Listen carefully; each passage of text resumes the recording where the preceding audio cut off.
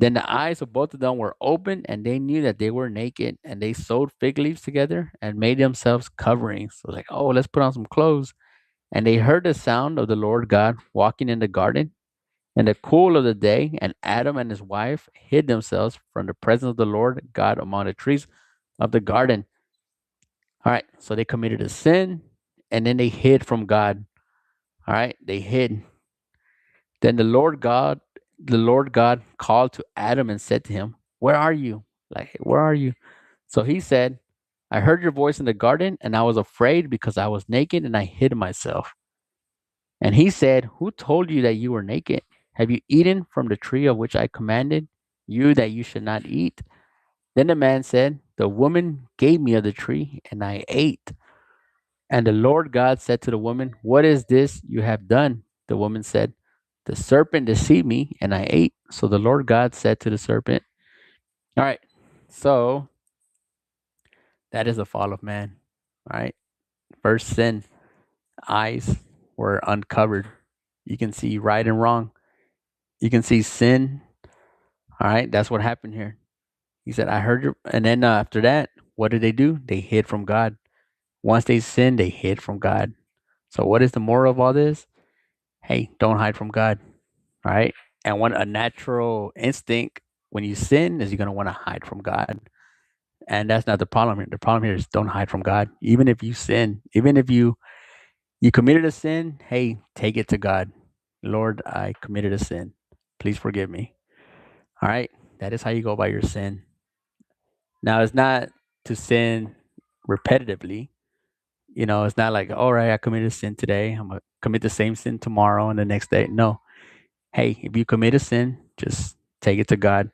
And right here it said they hid from God. All right, they hid and they took no responsibility. He said, "Hey, she gave me the apple and I bit it. You gave me her and she gave me the apple." Hey, you know. All right. So that is the first sin right there. All right. All right. Thank you very much for being on. Please subscribe. Please subscribe. Actually, I gotta get off. I won't be able to stay on here too long. I actually got to get off in about 2 minutes. All right. Real quick, I'm just gonna read this one part and then I gotta log off because I gotta go help with my daughter.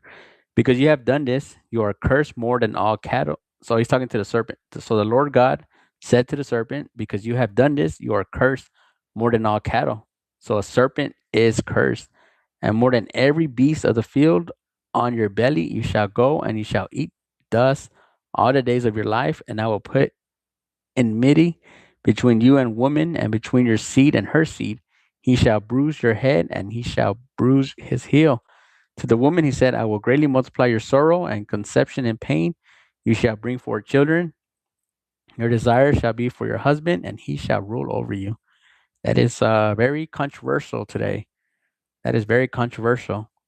"I will greatly multiply your sorrow and your conception. In pain you shall bring forth children. When you give birth, you will be in pain." That's the consequence here. Not just that, but your desire shall be for your husband, and he shall rule over you. All right.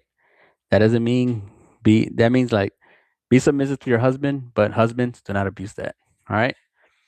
Then to Adam, he said, "Because you heed the voice of your wife." So now what's the punishment for the man? "And have eaten from the tree of which I commanded you, saying you shall not eat of it. Cursed is the ground for your sake." It's cursing the ground.